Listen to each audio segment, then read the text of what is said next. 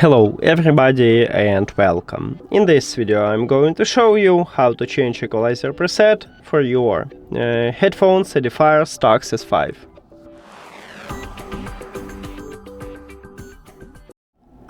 You have to start by open EDIFIER Connect application, and of course you need to add these headphones to the app.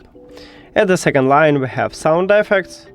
Tap at this line, and right here we have 3 presets what EDIFIER offer for us, and the first one is a custom one, so also you can select this preset. Now select the best one for you. I think I want to dynamic. Just tap at this line, and that's it. Thank you for watching this video. If you found it helpful, please consider subscribing to the channel and leave the like on the video. See you later!